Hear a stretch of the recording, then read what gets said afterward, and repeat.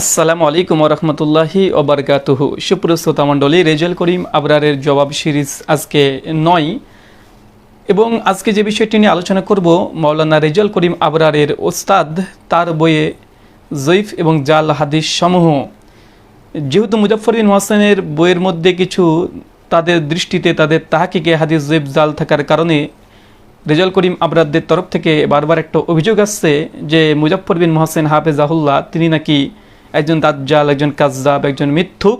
তাই আমরা তাদের স্ট্যান্ডার্ডে মেপেই রেজাউল করিম আবরারের ওস্তাদ মাওলানা আব্দুল মতিন সাহেব যে বইটা সংকলন করেছে, আসলে মুজাফফর বিন মোহসেনের বই জবাব দেওয়ার চেষ্টা করেছে বইটার মধ্যে, তবে একজন নয়, পাঁচজন আলেম মিলে মুজাফফর বিন মোহসেন হাফেজাল্লাহর জাল হাদিসের বইটার জবাব দেওয়ার চেষ্টা করেছে। তারপরে সম্পূর্ণ বই জবাব দিতে পারেনি, যত সামান্য কিছু জবাব দেওয়ার ব্যর্থ চেষ্টা করেছে। তাই তারা যে স্ট্যান্ডার্ডে দাঁড়িয়ে তার আলোচনা করছে, আমরা সেইভাবেই তাদের এই বইয়ে মিথ্যা এবং জাল হাদিস যে তারাও রচনা করেছে এবং অনুবাদে ভুল, কারচুপি, এক হাদিসের ইবারত আরেক হাদিসে লাগিয়ে দেওয়া, সবগুলো ধারাবাহিক পর্যায়ে আমরা দেখব। কেননা রেজাউল করিম আবরার যে স্ট্যান্ডার্ডে মুজাফফরকে মাপছে, আমরাও একইভাবে রেজাউল করিম আবরার না, তার উস্তাদকে আমরা মেপে দেখি। আমাদের কথা একটাই, যে কলম ধরবে সে অবশ্যই ভুল করবে, যে কথা বলবে তার দ্বারা ভুল হওয়া সম্ভব অবশ্যই। তাই আমরা তাদের আলোকেই আজকে আমরা আলোচনা করব যে তাদের উস্তাদের বই। আশ্চর্য বিষয় এটা যে এই বইটা শুরু হয়েছে জাল হাদিস দিয়ে, আমাদের তাহকিকে জয়ীফ হাদিস দিয়ে এই হাদিসটা শুরুই করেছে। মানে হাদিসটার প্রথমে মুকাদ্দমা আলোচনা করার পরে এই হাদিসের প্রথম যে হাদিস, সেই হাদিসটাই জয়ীফ। আমরা এই জন্য বলি যে আমাদের আহলে হাদিসকে তারা যে স্ট্যান্ডার্ডে মাপতে চায়, তাদেরকে যদি আমরা মাপতে চাই, হানাফি মাযহাবের দেওবন্দি বেরলভীদের বই যদি আমরা তাহকিক করতে লাগি, তাদের যে প্রত্যেক পৃষ্ঠায় পৃষ্ঠায় জয়ীফ জাল মৌজু হাদিস আছে, এর তো দৃষ্টান্ত মানে দেশ শেষ করা সম্ভব নয়, গোটা বইগুলোই বাদ চলে যাবে। তাদের বক্তার যদি ভুল ধরতে যাই, এই হাফিজুর রহমান কুয়াকাটা আছে থেকে শুরু করে আরও যারা বক্তা আছে তাদের বক্তৃতার যদি ভুল ধরতে যাই, গোটা বক্তৃতা বাদ পড়ে যাবে। তাই একটা বাংলাতে প্রবাদ বাক্য আছে যে সুস হয়ে মানে ঝাঁঝর হয়ে তুমি সূচের ফুটো খুঁজতে যাও। তো তাদের বই থেকে আমরা আজকে আলোচনা শুরু করব ধারাবাহিক পর্যায়ে ইনশাআল্লাহ, খুব লম্বা আলোচনা করব না। আমাদের আজকের আলোচ্য বিষয় দলিল সহ নামাজের মাসাইল। রেজাউল করিম আবরারের একজন না পাঁচজন উস্তাদ মিলে বইটা রচনা করেছে, লিখেছে মাওলানা আব্দুল মতিন, আব্দুল মালিক, তামিদুল মাওলা এবং আরেকজন আছে আবাকার জাকারিয়া বলে, এই চারজন আরও কয়েকজন মিলে বইটাকে রচনা করা হয়েছে, সংশোধিত বর্ধিত সংস্করণ। আসেন এই বইটার প্রথম হাদিস খুলবেন, একদম ফার্স্ট 59 নম্বর পৃষ্ঠাতে, মুকাদ্দমার পরে 59 নম্বর পৃষ্ঠাতে আজান আর একামত প্রসঙ্গে আলোচনা করতে গিয়েছে। একামতের বাক্যগুলো হানাফি ভাইরা দুইবার করে দেয়। আমাদের মাসালা দুইবার দেওয়া জায়েজ, একবার দেওয়া জায়েজ। এবং শেখ মুজাফফর বিন মোহসেন হাফেজাহুল্লাহ তার জাল হাদিসের কবলে বইটাতে লিখেছে যে দুইভাবে জায়েজ, তবে আমরা একটার উপর একটাকে প্রাধান্য দিই।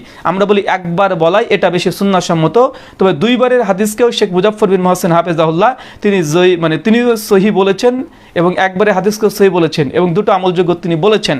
তারপরেও এই হাদিসটা শুরু হয়েছে একামত একবার হবে না দুইবার দিয়ে। তো এই মর্মে হানাফি মাযহাবে যেহেতু দুইবার করে একামত দেয়, তার জন্য প্রথম একটা দলিল নিয়ে এসছে। দলিলটা আপনারা পড়ে নেবেন, পড়ার এখানে তারপরে আমি শেষ অংশটা পড়ছি, তারপরে দেখাচ্ছি আপনাকে। এখানে বলা হচ্ছে কি, হ্যাঁ এখানে বলছে দেখেন,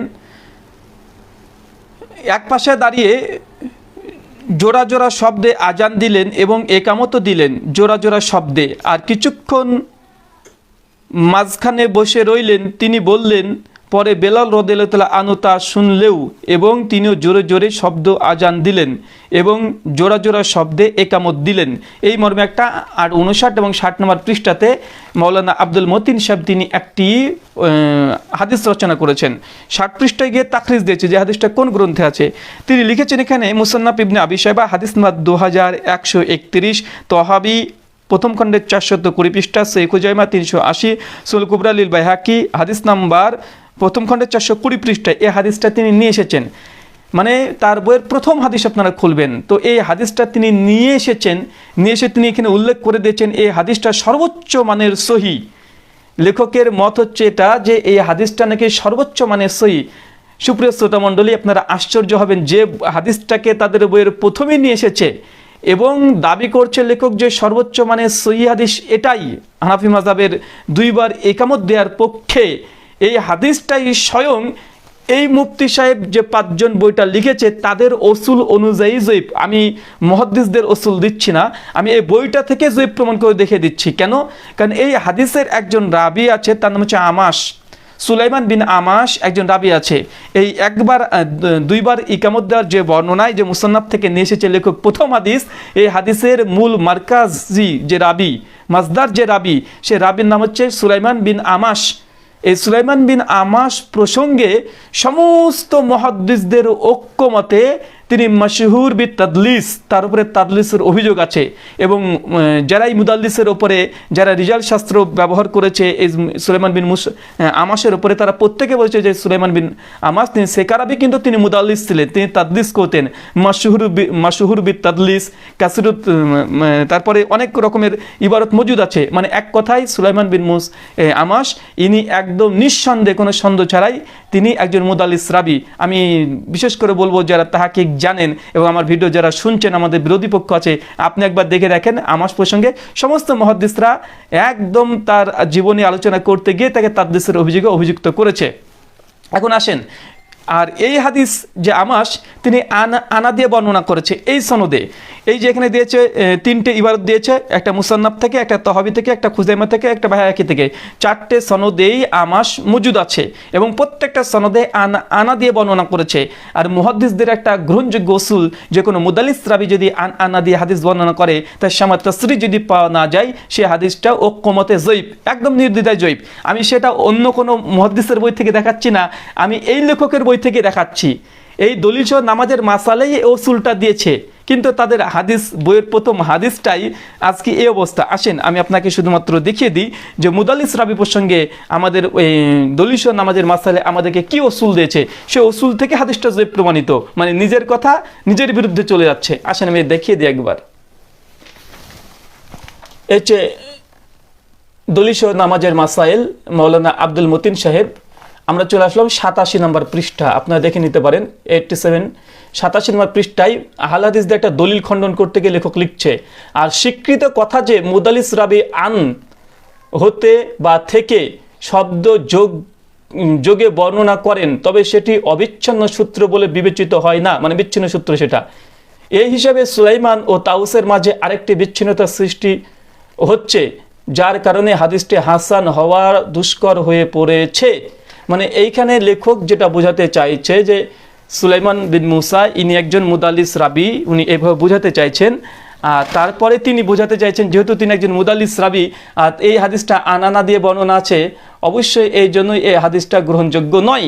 এবং লেখক নিজে বলছে, এখানে দুটো জিনিস মনে রাখেন, ইকামত যে 2 বার দিতে হবে, মাওলানা আব্দুল মতিন প্রথম যে হাদিসটা নিয়ে এসেছে, এখানে একজন রাবি আছে তার নাম হচ্ছে আমাশ, তিনি মুদাল্লিস রাবি আনানা দিয়ে বর্ণনা করেছে। আর 87 নম্বর পৃষ্ঠাতে লেখক আহলে হাদিসকে খণ্ডন করতে গিয়ে তিনি একটা উসুল নিয়ে এসেছেন যে কোনো মুদাল্লিস রাবি যদি আনা দিয়ে বর্ণনা করে সেই হাদিসটা ইনকেতা, সেই হাদিসটা হাসান হতে পারে না, অর্থাৎ এটা জয়ীফ, এবং জয়ীফও প্রমাণ করেছে। তার মানে বোঝা গেল লেখকের কথা দ্বারা লেখকের প্রথম দলিল জয়ীফ, মানে আহলে হাদিসদের বিরুদ্ধে যেই দলিল প্রমাণ দিতে চেয়েছিলেন লেখক, সেটা তাদের বিরুদ্ধে চলে গেছে। এখন যেহেতু আহলে হাদিসের দলিলকে জয়ীফ বলতে হবে, এই জন্য তিনি এই উসুলটা দিয়েছে, কিন্তু তার কাঁধে যে উসুলটা পড়েছে লেখক বুঝতে পারেনি। এখানকার খোলাসা কথা হচ্ছে এটা মাওলানা আব্দুল মতিনের উসুল অনুযায়ী তার বইয়ের প্রথম হাদিসটাই জয়ীফ। আসেন 2 নম্বর, জাস্টিস তাকি উসমানী হাফেজাহুল্লাহ তার দারসে তিরমিজি আল কাউসার থেকে ছাপানো বাংলাদেশের অনুবাদ, ওখান থেকে বের হয়েছে 2য় খণ্ডের 89 নম্বর পৃষ্ঠা। সূরাতুল ফাতিহা ইমাম হোসেনে পড়তে হবে কি হবে না এই মাসালার আলোচনা করতে গিয়ে উবাদা বিন সামিতের যে হাদিসটা এসেছে ইমাম হোসেন সূরাতুল ফাতিহা পড়তে হবে, এই হাদিসকে জয়ীফ প্রমাণ করার জন্য এখানেও একখানা উসুল দেওয়া হয়েছে। সেটা জাস্টিস তাকি উসমানী 5 নম্বর ক্রমিকে গিয়ে বলছে, 5 নম্বর ক্রমিকে আপনার যাদের আছে দেখে নেবেন। তিনি বলছেন মাকুলের ছাত্র হচ্ছে ইবনে ইসহাক সম্পর্কে পূর্বে যা বলা হয়েছে যে তার হাদিস আনা সন্দেহযুক্ত।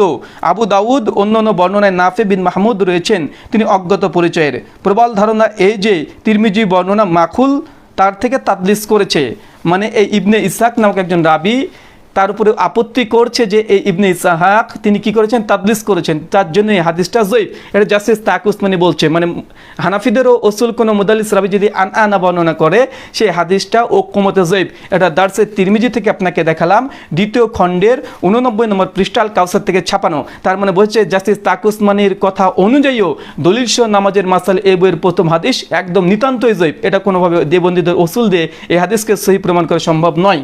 আসেন 3 নম্বর পয়েন্ট। এই বইটার নাম হচ্ছে হানাফি কেল্লার পোস্টমর্টে, আমাদের পশ্চিমবাংলা থেকে ছাপিয়েছে নাসিরুদ্দিন চাঁদপুরি সাহেব, তিনি লিখেছেন। তার বই হানাফি কেল্লা প্রথম খণ্ড 140 পৃষ্ঠায় আহলে হাদিসের একটা দলিল খণ্ডন করতে গিয়েছে।